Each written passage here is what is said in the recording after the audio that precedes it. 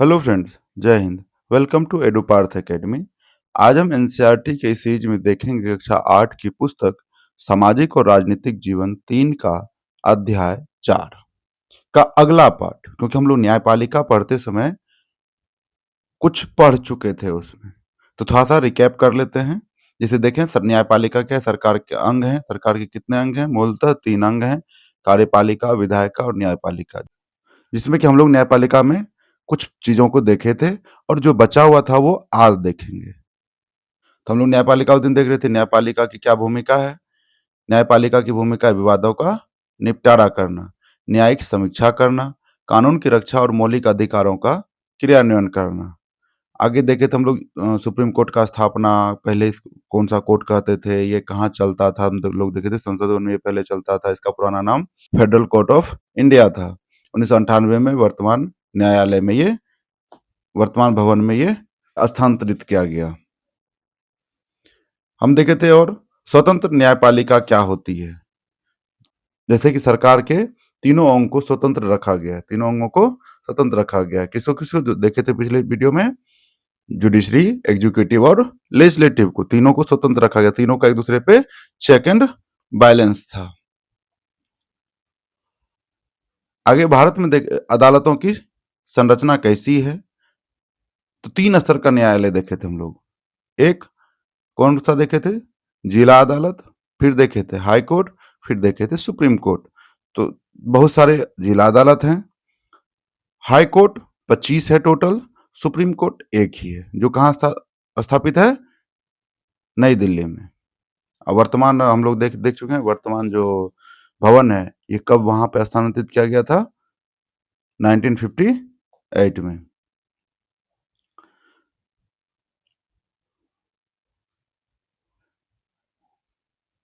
चलिए आगे हम देखते हैं विधि व्यवस्था की विभिन्न शाखाएं। आगे क्या है? विधि व्यवस्था की विभिन्न शाखाएं कौन सी है? चलिए देखते हैं थोड़ा सा। दहेज हत्या का यह मामला समाज के विरुद्ध अपराध की श्रेणी में आता है। ऊपर में हम लोग पढ़े थे दहेज हत्या के बारे में। तो दहेज हत्या का जो ये मामला है, क्या आता है? समाज के विरुद्ध अपराध। देखिए, अगर दहेज की इच्छा समाज में लोग रखते हैं, दहेज की लालसा रखते हैं, तो इससे इफेक्ट जो है ना पूरा समाज होता है। जो देने में सक्षम है वो तो दे देता है, जो देने में असक्षम है वो क्या करेगा? आज दहेज की वजह से समाज में कई परिवार ऐसे हैं जो 4 साल, 5 साल, 7 साल पीछे चले जाते हैं। शादी तो कर देते हैं दहेज दे करके, समाज में चीजें चलती हैं एज इट इज, लेकिन वो व्यक्ति जो बेटी की शादी में दहेज का खर्च उठा नहीं सकता है फिर भी उठाता है, वो 5 साल 7 साल एकदम पीछे चला जाता है। मानसिक, आर्थिक, शारीरिक, सारा 5 साल इस तरह से डिलीट हो जाता है उसके जीवन से, उस कर्ज को चुकाने में। और समाज के जो महाजन हैं, सो कॉल्ड महाजन कहलाता है, उनसे ऊंची ऊंची ब्याज दरों पे 60-60% ब्याज दर लेते हैं वो। उनसे ब्याज पे पैसे लेकर के शादी के भोज में खर्च होता है। तो ये क्या है? समाज के विरुद्ध अपराध है। दहेज क्या है? समाज के विरुद्ध अपराध है। और दहेज हत्या भी समाज के विरुद्ध अपराध की श्रेणी में आता है। यह आपराधिक या फौजदारी कानून का उल्लंघन है। फौजदारी कानून के अलावा हमारी विधि व्यवस्था दीवानी कानून या सिविल लॉ से संबंधित मामलों को भी देखती है। फौजदारी और दीवानी कानून के बीच फर्क को समझने के लिए नीचे की तालिका को देखते हैं। देखिए, कानूनन 2 तरह के अपराध होते हैं। एक आपराधिक मामला होता है, एक फौजदारी मामला होता है, या जिसको दीवानी मामला कहते हैं, या सिविल लॉ, उसको ही सिविल लॉ भी कहते हैं। तो देखते हैं इधर फौजदारी कानून क्या है और दीवानी कानून क्या है। पहले देखते हैं फौजदारी का। ये ऐसे व्यवहार या क्रिया से संबंधित है। फौजदारी कानून ऐसे व्यवहार या क्रियाओं से संबंधित है जिन्हें कानून में अपराध माना गया है, जैसे कि चोरी करना, दहेज के लिए औरतों को तंग करना, हत्या करना। ये क्या है? फौजदारी कानून, आपराधिक कानून में आता है। जैसे हम लोग देखे थे फौजदारी कानून, इसी को क्या कहते हैं? आपराधिक कानून। इसमें सबसे पहले आमतौर पर एफआईआर दर्ज किया जाता है। तो क्या कहते हैं? एफआईआर। देखिए, जब बीएनएस हम लोग आगे कभी पढ़े तो उसमें और अच्छे से बताएंगे एफआईआर कब दर्ज किया जाता है, एफआईआर कौन दर्ज कर सकता है, अगर पुलिस एफआईआर दर्ज ना करे तो क्या क्या उपाय है, मजिस्ट्रेट के पास जा सकते हैं, कहाँ कहाँ जा सकते हैं, इसके बारे में डिटेल से चर्चा हम लोग करेंगे जब बीएनएस पढ़ेंगे उस समय पे। इसके बाद पुलिस अपराध की जांच करती है। मतलब सबसे पहले क्या आता है, फौजदारी कानून में एफआईआर दर्ज करवाया जाता है, पुलिस के पास एफआईआर दर्ज करवाया जाता है। फिर पुलिस जो है क्या करती है, अपराध की जांच पड़ताल करती है और अदालत में केस फाइल करती है। उससे पहले ही जांच पड़ताल के दौरान ही अगर एफआईआर हो गया तो जो आपराधिक मामले में जुड़े लोग हैं उनको अरेस्ट भी किया जाता है। इस जांच में जो पुलिस जांच करती है, अदालत में केस फाइल की गई, अगर व्यक्ति दोषी पाया जाता है तो उसे जेल भेजा जाता है। दोषी पाया गया तो जेल भेजा जाएगा।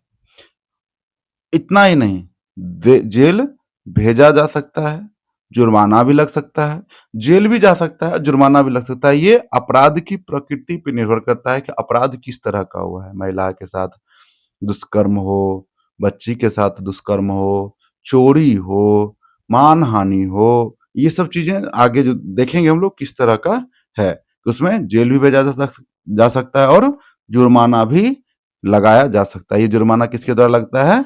तो कोर्ट के द्वारा लगता है, अदालत के द्वारा लगता है, ये न्यायालय के द्वारा लगता है। तो फौजदारी कानून हम लोग थोड़ा सा देखें। अब देखते हैं दीवानी कानून क्या है। इसका संबंध व्यक्ति विशेष के अधिकारों के उल्लंघन या अवहेलना से होता है। किससे होता है? व्यक्ति विशेष के अधिकारों के उल्लंघन या अवहेलना से होता है। उदाहरण के लिए जमीन की बिक्री। अब मान लिया जाए कि मेरी संपत्ति है, उसको कोई थर्ड पर्सन बेच दिया अवैध रूप से, और या कोई अवैध रूप से उस पर कब्जा कर ली, किस में आएगा? सिविल कानून है। ये क्या है? सिविल कानून या दीवानी कानून है। क्या है ये? दीवानी कानून है या सिविल कानून है। चीजों की खरीदारी, अगर मान लीजिए हम चीजों की खरीदारी किए, उसका भुगतान नहीं किए, ये सब चीज किस में आएगा? सिविल कानून में आएगा। किराया, हम मकान किराए पे ले रहे हैं, गाड़ी किराए पे लिए, ये सब चीजें अगर भुगतान नहीं किए तो वो सिविल मामले में आता है। तलाक संबंधित जो विवाद है वो भी किस में आएगा? सिविल कानून में ही आएगा, दीवानी कानून में ही आएगा। यानी कि देखिए, संपत्ति या अधिकारों से संबंधित, सीधा था, संपत्ति या अधिकारों से संबंधित जो व्यक्ति जिसमें जुड़ा हुआ है, अगर वो मामला है तो वो किस में आएगा? सिविल में। अगर चोरी है, हत्या है, ये सब किस में आएगा? फौजदारी कानून में। किस में आएगा ये? फौजदारी कानून, आपराधिक कानून में आएगा।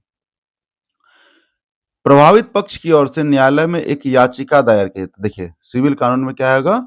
न्यायालय में एक याचिका जाया जा सकता है। यहाँ पे पुलिस स्टेशन नहीं जाया जा रहा है, यहाँ कहाँ जाएगा?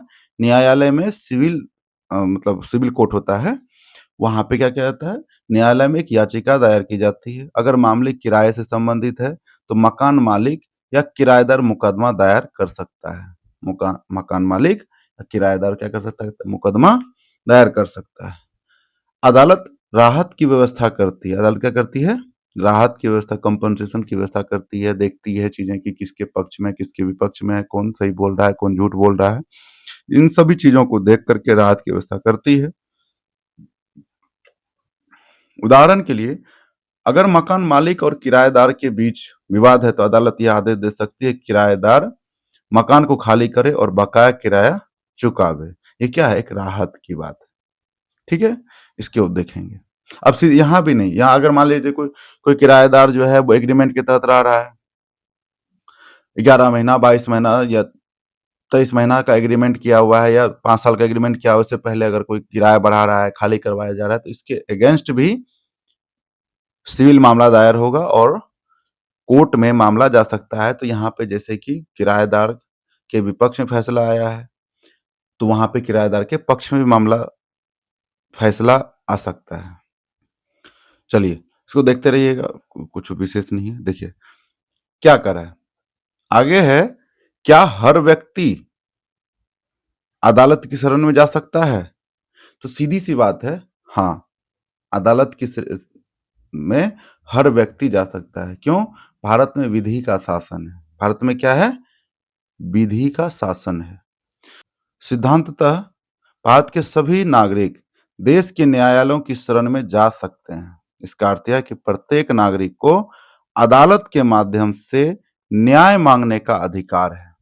हम लोग देखे थे, अगर व्यक्ति का, भारत के जो नागरिक हैं, इसका मौलिक अधिकार का उल्लंघन हो रहा है तो वो कहाँ जा सकता है? सीधा सुप्रीम कोर्ट जा सकता है, सीधा हाई कोर्ट जा सकता है। आर्टिकल हम पीछे चर्चा कर चुके हैं।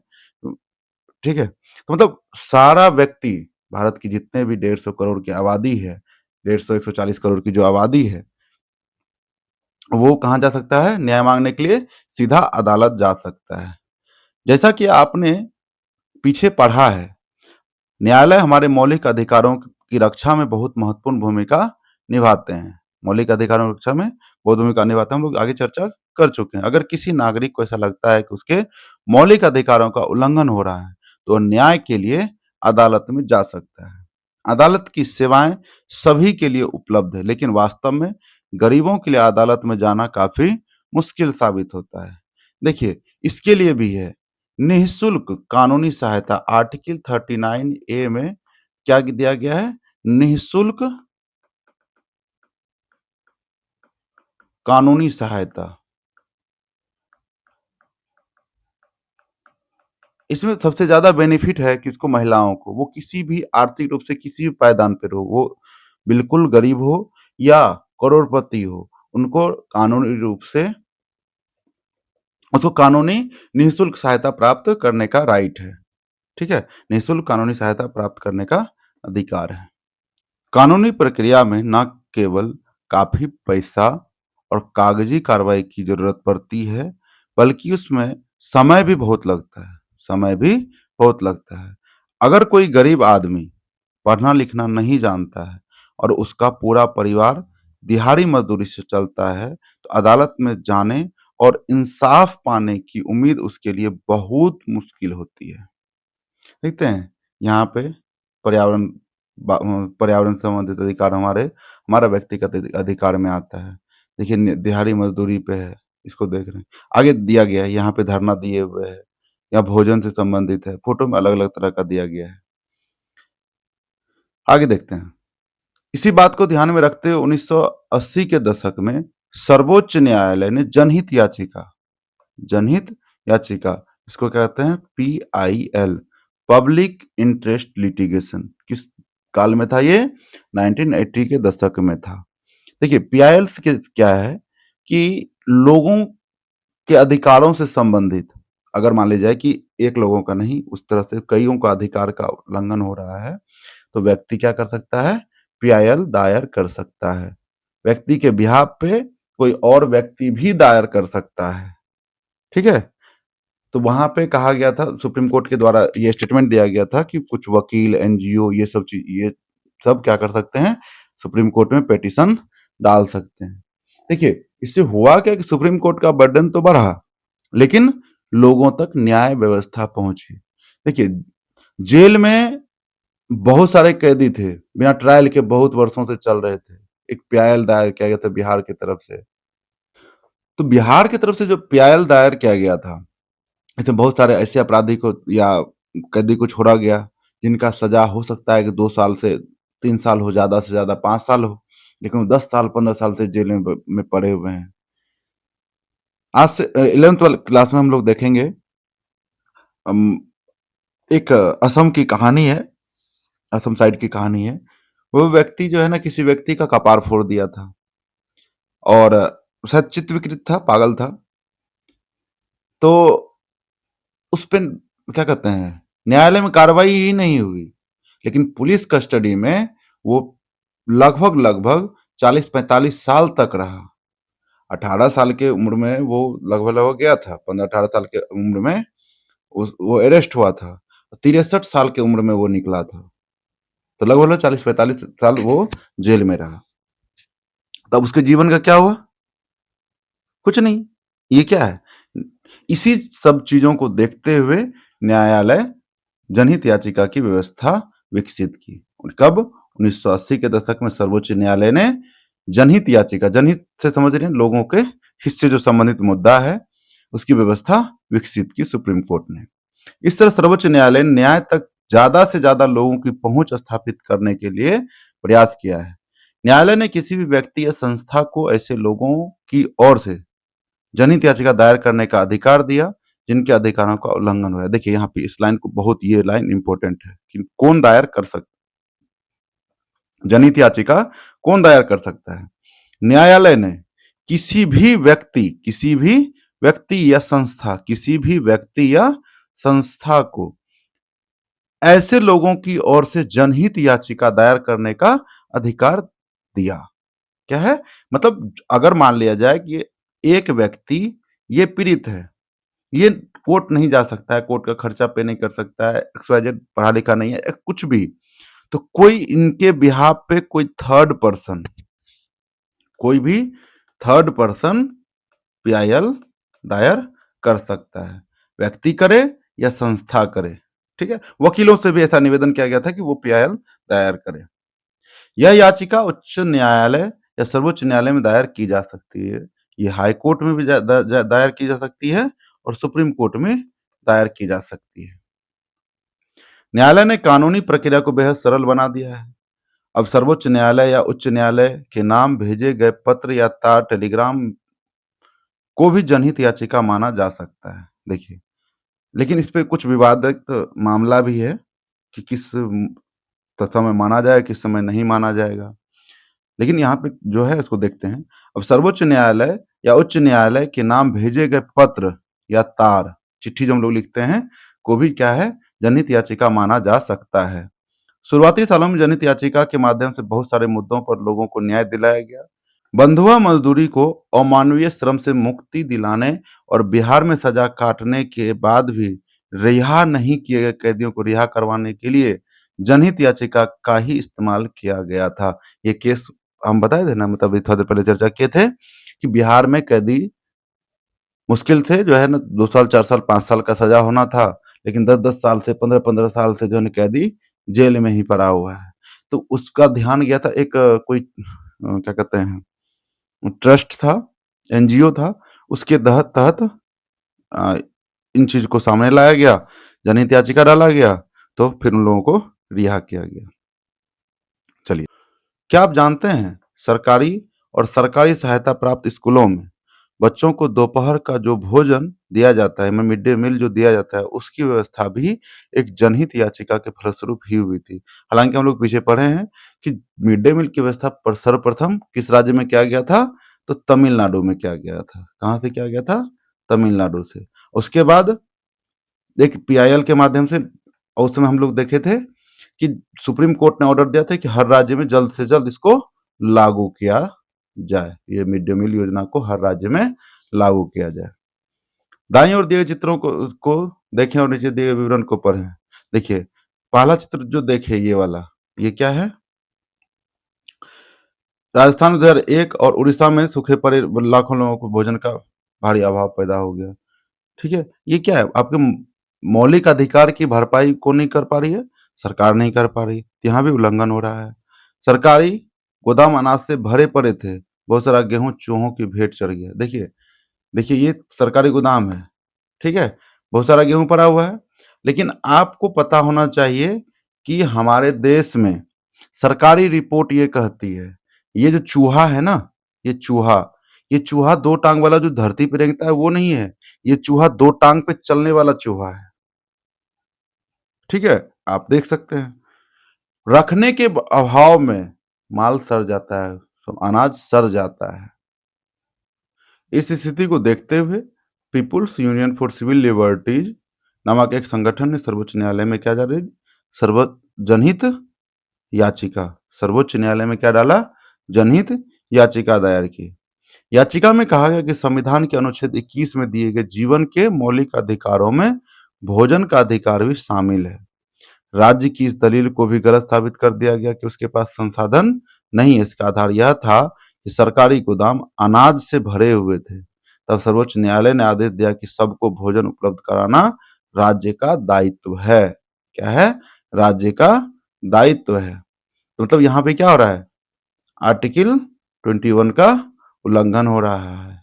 ठीक है, चलिए, लिहाजा चित्र 4 कह रहा है, सर्वोच्च न्यायालय ने सरकार को आदेश दिया कि वह नए रोजगार पैदा करे, राशन की सरकारी दुकानों के जरिए सस्ती दर पर भोजन उपलब्ध कराए और बच्चों को स्कूल में दोपहर का भोजन दिया जाए। ये मिड डे मील के तहत से देखा देखिए, एक रसोइया है, खाना बना रही हैं, खाना परोस रही हैं, बच्चों को ये खाना परोस रही है, बच्चा देखिए मांग रहा है इधर से भोजन, खाना परोस रही हैं। न्यायालय ने सरकारी योजनाओं के क्रियान्वयन के बारे में रिपोर्ट करने के लिए 2 खाद्य आयुक्तों को भी नियुक्त किया। जब तक लोग सोते रहेंगे ये कह करके कि ये सरकारी काम है, विलंब होता है, ऐसे ही सिस्टम सिस्टम ध्वस्त होते रहेगा, ऐसे ही सिस्टम ध्वस्त होते रहेगा। इसलिए लोगों को जगने की जरूरत है। एक अकेला चना भार नहीं फोड़ता है, लेकिन एक अकेला व्यक्ति निर्णय ले सकता है, वो समाज को एक साथ कर सकता है। साथ देना ना देना ये समाज पे निर्भर करता है, लेकिन अगर आपको जानकारी है तो चीजों को करने से नहीं पीछे हटना चाहिए। चलिए आगे चलते हैं। आम आदमी के लिए अदालत तक पहुंचना ही न्याय तक पहुंचना होता है। आम आदमी अगर न्यायालय पहुंच गया तो कहाँ तक पहुंचने की संभावना जताता है कि मतलब अगर हम न्यायालय पहुंचे तो हमको न्याय मिल जाएगा, लेकिन ऐसा कई बार होता नहीं है। वहां पे सीधा सा कहता है कि कोई भी अपराधी अपराधी तब तक नहीं है जब तक कि अपराध साबित ना हो जाए। सीधी सी बात है, अपराधी का यही है कि जब तक अपराध साबित ना हो जाए वह अपराधी नहीं है, वो सिर्फ आरोपी है, अपराधी नहीं है, आरोपी है, आरोप लगा है उस पर। आम आदमी के लिए अदालत तक पहुंचना ही न्याय तक पहुंचना होता है। अदालतें नागरिकों के मौलिक अधिकारों की व्याख्या में एक अहम भूमिका निभाती है। हम लोग देखे थे, क्या कर रहा है, व्याख्या क्या कर रहा है, अदालत नागरिकों के मौलिक अधिकारों की व्याख्या में एक अहम भूमिका निभाती है।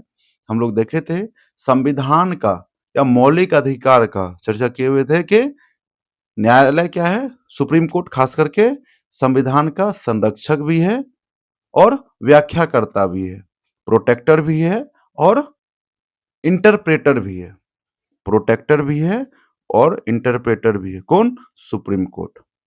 जैसा कि आपने उपरोक्त उदाहरण में देखा, अदालत ने ही संविधान के अनुच्छेद 21 की व्याख्या करने के बाद यह कहा था कि जीवन के अधिकार में भोजन का अधिकार भी शामिल है। देखिए, आर्टिकल 21 का दायरा दिन प्रतिदिन बढ़ते जा रहा है।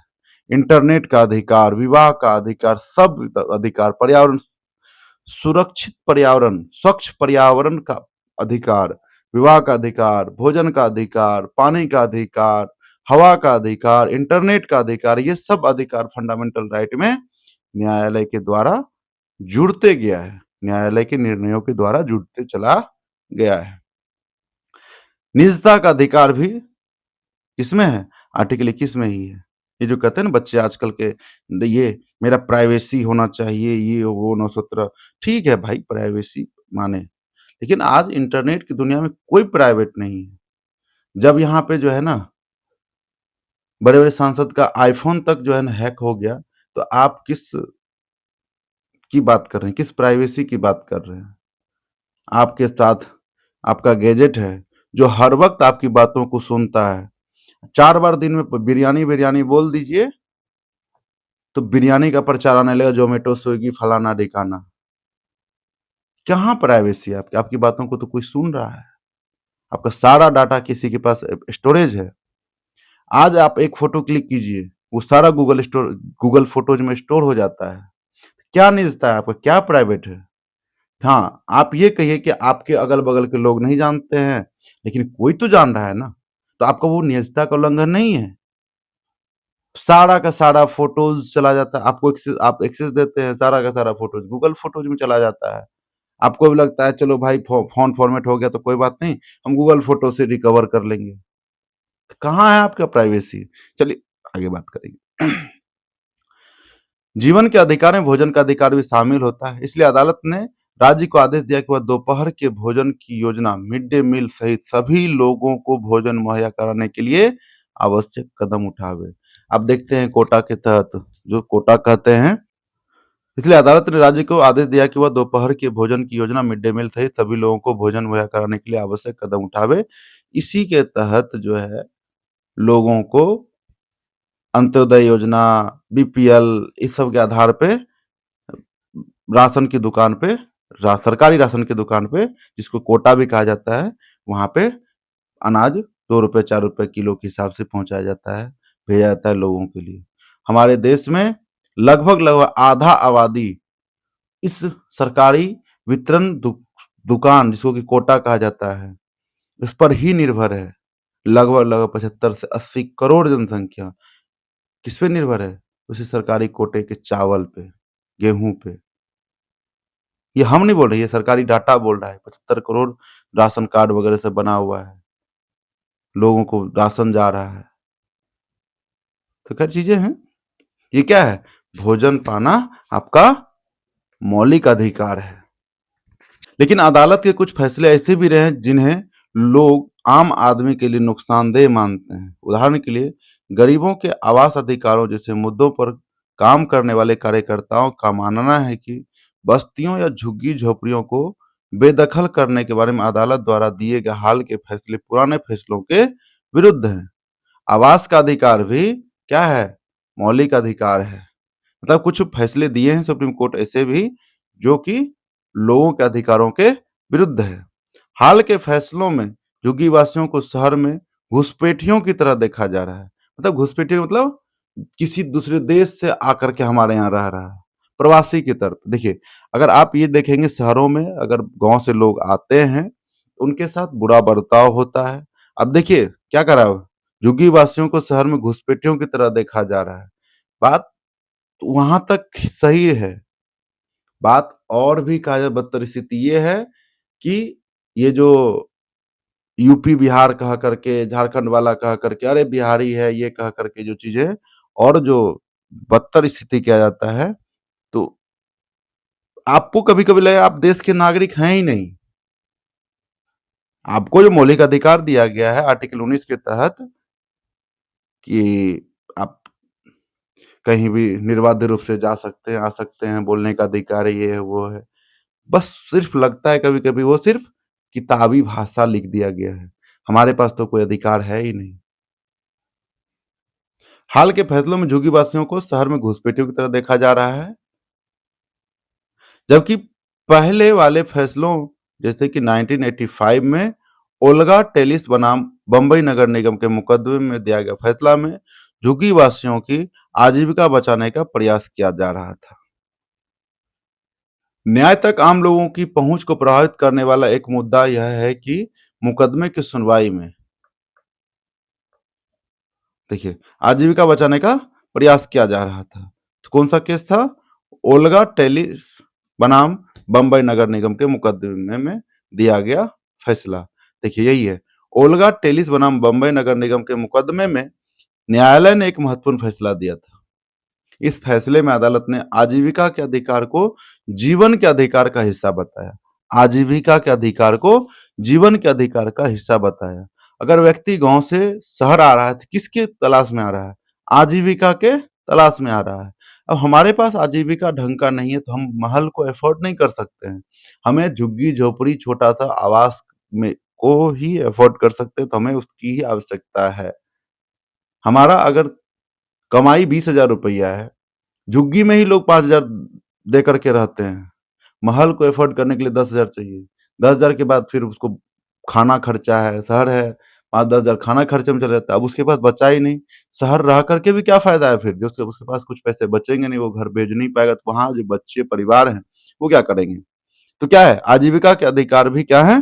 जीवन के मौलिक अधिकार हैं।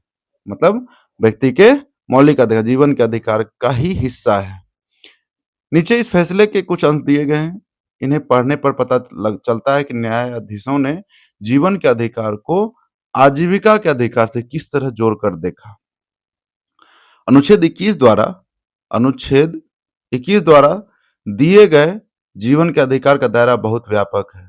जीवन का मतलब केवल जैविक अस्तित्व बनाए रखने से संबंधित नहीं है, इससे कहीं ज्यादा होता है। इसका मतलब केवल यह नहीं, कानून के द्वारा तय की गई प्रक्रिया जैसे मृत्युदंड देने और उसे लागू करने के अलावा किसी तरीके से किसी की जान नहीं ली जा सकती है। जीवन के अधिकार का यह एक आयाम है। ये इस अधिकार का इतना ही महत्वपूर्ण पहलू आजीविका का अधिकार भी है, क्योंकि कोई भी व्यक्ति जीने के साधनों यानी आजीविका के बिना जीवित नहीं रह सकता है। तो जीने के अधिकार है। मान लिया जाए कि हमारे पास कोई आजीविका नहीं रहेगा, काम नहीं रहेगा, तो हम खाएंगे क्या? अगर हम खाएंगे नहीं तो हम मर जाएंगे। मतलब आपको कानूनन आप जान नहीं दे सकते, आप खुद का हत्या नहीं कर सकते हैं। ठीक है? अगर यहाँ पे न्याय अदालत क्या कह रहा है कि अगर आजीविका नहीं है तो व्यक्ति की मृत्यु होगी। मृत्यु होगी तो जीवन का आपको अपना जीवन लीला समाप्त करने का अधिकार नहीं है। तो इसको भी आजीविका के अधिकार को भी किससे जोड़ के देखा गया? जीवन के अधिकार। और जीवन का अधिकार जीवन, और दूसरी बात ये भी है कि गरिमापूर्ण जीवन हो।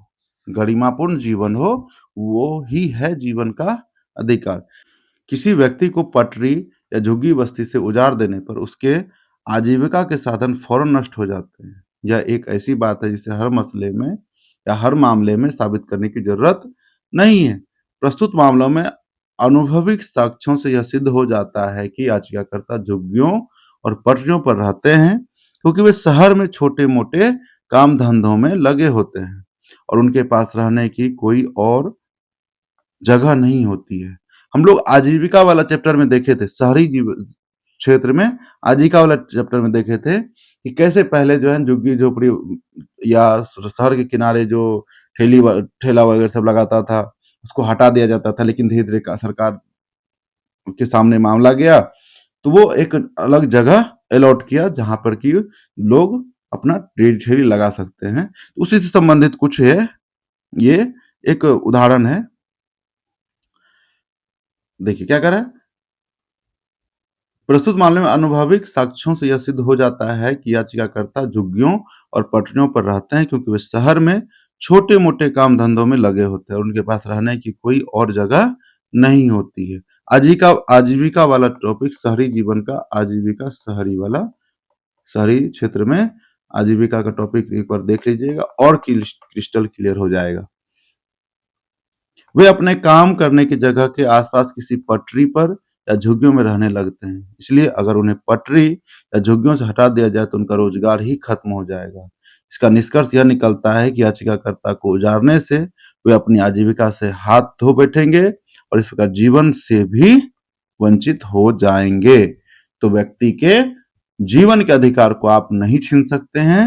आर्टिकल 21 का जो अधिकार है आपातकाल के दौरान भी नहीं छीना जा सकता है। राष्ट्रीय आपातकाल, देश पूरा बंद है, इस दौरान भी आप आर्टिकल 21 को नहीं छीन सकते हैं। तो देश तो अभी ढंग से चल रहा है, आप उसकी जीविका के साधन को नष्ट नहीं कर सकते हैं। ऐसा कौन निर्णय दिया है? ये कोर्ट का निर्णय है। ये किसका है? कोर्ट का निर्णय है। चलिए आगे देखते हैं।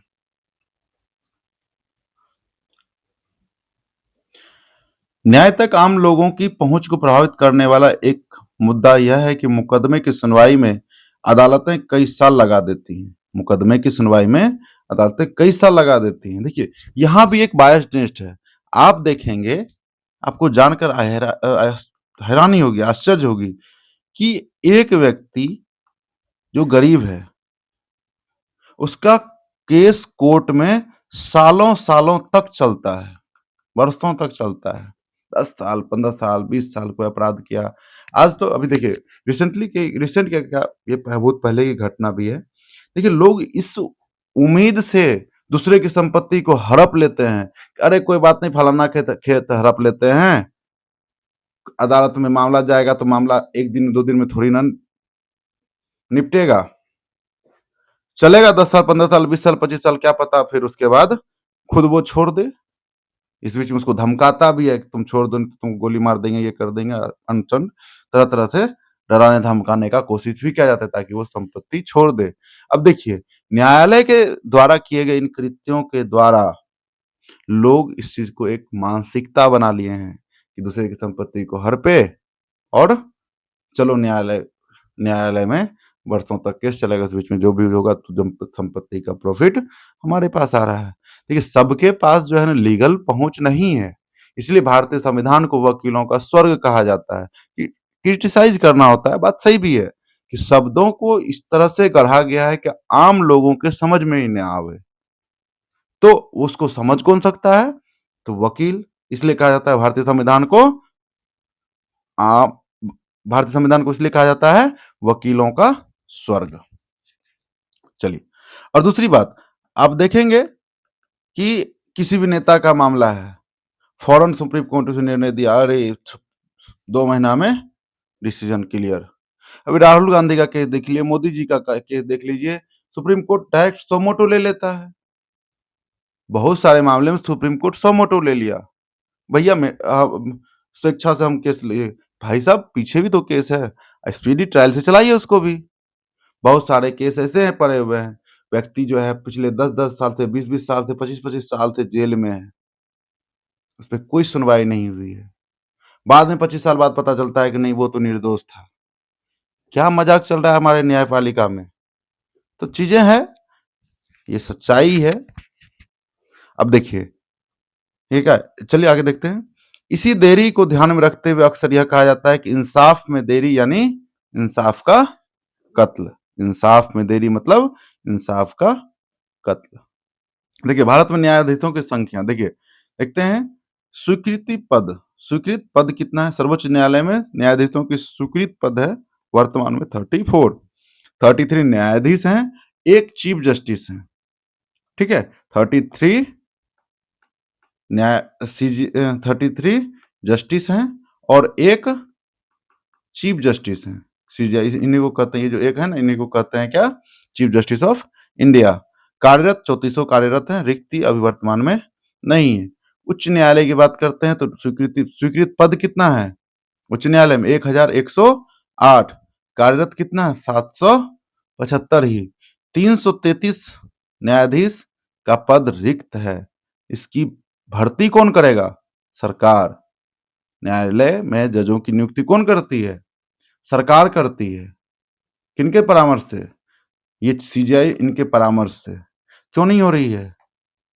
देखिए, जिला और अधीनस्थ न्यायालय जहां सबसे ज्यादा मामला पहुंचता है वहां पे देख लीजिए 19,192 पद कार्यरत है, 5,000 6,000 के आसपास सीट क्या है? खाली है। भर्ती कौन करेगा? तो सरकार। सरकार क्या कर रही है? सरकार जनता को सिर्फ उस समय याद कर रही है जिस समय उसको उससे वोट चाहिए होता है। उसके बाद वही है, एक कहावत है, अपना काम बनता भाड़ में जाए जनता।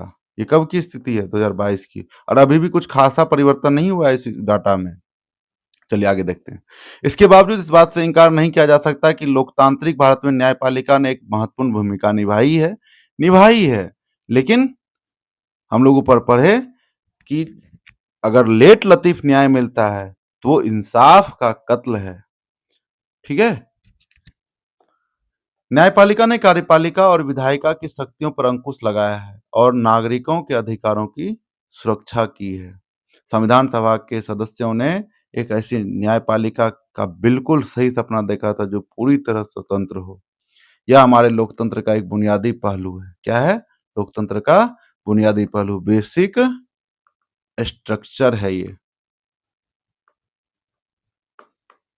देखिए, राष्ट्रीय न्यायिक नियुक्ति आयोग NJAC, इसकी बात की गई थी, इसको इस संविधान में संशोधन किया गया था, इसको निरस्त कर दिया गया। ठीक है, NJAC को निरस्त कर दिया गया। ये फैसला कब आया था? 2015 में। 2014 में क्या किया गया था? 99 संविधान संशोधन किया गया था, 99th कॉन्स्टिट्यूशनल अमेंडमेंट एक्ट 2014 लाया गया था, जिसमें कि NJAC की बात की गई थी, राष्ट्रीय न्यायिक नियुक्ति आयोग, नेशनल जुडिशियल अपॉइंटमेंट कमीशन। तो इसमें क्या किया गया? जजों की नियुक्ति कॉलेजियम के माध्यम से के जगह हटा कर हम लोग देखेंगे कि जजों की नियुक्ति कॉलेजियम के माध्यम से होती है। किसके माध्यम से? कॉलेजियम के माध्यम से। अब कॉलेजियम की व्यवस्था को समाप्त करके एनजेएसी के द्वारा इसको किया जाना था। इसका मतलब जजों की नियुक्ति एनजेसी के द्वारा नियुक्ति किया जाना था। लेकिन जैसे ही लोकतंत्र के एक बुनियादी पहलू है, मतलब बेसिक स्ट्रक्चर है, ये बेसिक स्ट्रक्चर है, न्यायपालिका क्या होगा, स्वतंत्र होगा। तो इसमें एनजेएसी में क्या होता है, अब जो इसमें कार्यपालिका और विधायिका का भी हस्तक्षेप हो रहा था, तो इसको बेसिक स्ट्रक्चर का हवाला देते हुए 2015 में एनजेएसी को असंवैधानिक बना करके असंवैधानिक करार दे करके इसको निरस्त कर दिया गया 2015 में। ठीक है, तो उसके बाद मतलब 2015 के बाद से मतलब ये कभी लागू ही नहीं होगा, मतलब कॉलेजियम सिस्टम ही शुरुआत से लागू रहा, मतलब कॉलेजियम ही लागू रहा, एनजेएसी खत्म हो गया। कुल मिलाकर बात क्या है, एनजेएसी वर्तमान में लागू नहीं है, कॉलेजियम सिस्टम के तहत ही जजों की नियुक्ति वर्तमान में हो रही है। आगे अभ्यास है, इसको देख लेते हैं थोड़ा सा। देखिए, निश्चित 22 मई 1987 को मारे गए हसीमपुरा के 43 मुसलमानों के कुछ परिजन दिखाई दे रहे हैं। ये जो है हसीमपुरा के वहां पे जो हादसे हुए थे उसमें 43 मुसलमान मारे गए, उसके परिजन दिखाई दे रहे हैं। ये परिवार पिछले 31 साल से न्याय के लिए संघर्ष कर रहे थे, 31 साल से न्याय के लिए संघर्ष किए थे। मुकदमा शुरू होने में जो इतना विलंब हुआ, इसके उसके कारण सितंबर 2002 में सर्वोच्च न्यायालय ने यह मामला उत्तर प्रदेश से दिल्ली स्थानांतरित कर दिया, जिसमें प्रोविंशियल आर्म्ड कांस्टेबलरी के 19 लोगों पर हत्या और अन्य आपराधिक मामलों के आरोप में मुकदमे चलाए थे। क्या है, PAC, provincial armed constabulary constabulary के 19 लोगों पर हत्या और अन्य आपराधिक मामलों के आरोप में मुकदमे चलाए थे। इस मुकदमे में 2007 तक केवल 3 गवाहों के बयान दर्ज किए गए थे। 2002 से 2007 तक, मतलब 5 साल तक क्या था, केवल गवाहों के बयान दर्ज किए थे। कितना, केवल 3। अंत में 31 अक्टूबर 2018 को दिल्ली उच्च न्यायालय ने आरोपियों को दोषी ठहराया। मई 2007 को प्रेस क्लब दफ्तर में दे दिया गया फोटो। देखिए क्या है कि 31 साल से एक तो संघर्ष किया। अब 2002 में जो देखिए 2002 दो का मामला नहीं है, 2002 का मामला नहीं, ये मामला कब से है, 1987 से लेकर के 2018 में फैसला आ रहा है। तो मतलब ये कब का था, 31 साल, समझ रहे हैं, 31 साल से न्याय का संघर्ष हो रहा था। क्या फायदा, न्याय अगर समय पे मिले तो न्याय है, नहीं तो न्याय का कत्ल हुआ है। चलिए अभ्यास देखते हैं। हम लोग देख चुके हैं सर्वोच्च न्यायालय, उच्च न्यायालय, निचली अदालत, ये सब ऊपर देख चुके हैं। मौलिक अधिकार वगैरह सब देख लें, आप लोग देख लीजिएगा। जो भी दिक्कत हो इसके बारे में और चर्चा करेंगे। जैसे जीरो हंगर की बात की जाती है, कोई क्या है, सस्टेनेबल डेवलपमेंट गोल 2 में आता है जीरो हंगर की बात। इससे ही सब प्रेरित होकर के न्यायालय के निर्णयों से मिड डे मील योजना, अंत्योदय योजना, बीपीएल योजना, फलाना ठिकाना, ये जितना बहुत सारे जो योजनाएं हैं इसको चलाया जा रहा है। चलिए हम लोग देखते हैं शब्द संकलन। क्या है, शब्द संकलन। बरी करना, बरी करना का मतलब है आरोपों से मुक्त करना। जब अदालत किसी व्यक्ति को उन आरोपों से मुक्त कर देती है, उन आरोपों से मुक्त कर देती है जिनके आधार पर उसके खिलाफ मुकदमा चलाया गया था, उसे बरी करना कहा जाता है। अपील करना, इसे क्या कहते हैं, पेटिशन। क्या है, सुप्रीम कोर्ट में कोई पिटीशन दायर, उसे अपील करना कहते हैं। निचली अदालत के फैसलों के विरुद्ध जब कोई पक्ष उस पर पुनर्विचार के लिए ऊपरी अदालत में या न्यायालय में उसे अपील करना कहते हैं। मुआवजा, किसी नुकसान या क्षति की भरपाई के लिए दिए जाने वाले पैसे को मुआवजा कहा जाता है। बेदखली, अभी लोग जिस जमीन या मकानों में रह रहे हैं, यदि उन्हें वहां से हटा दिया जाता है तो उसे क्या कहते हैं, बेदखली कहा जाता है। उल्लंघन, किसी कानून को तोड़ने या मौलिक अधिकारों के हनन की क्रिया को उल्लंघन कहता है। किसी कानून को तोड़ने या मौलिक अधिकारों के हनन की क्रिया को उल्लंघन कहा जाता है। अगर हमारा ये वीडियो पसंद आ रहा है तो आप इसे शेयर करें, सब्सक्राइब करें, लाइक करें। और अगर ये वीडियो समझ में आ रहा है, इसका पार्ट 1 पहले ही जारी किया जा चुका है, आप उसको भी देख लीजिए। इसके बेल आइकन में उसका लिंक दे दिया जाएगा। थैंक यू, जय हिंद। फिर मिलते हैं अगले वीडियो में।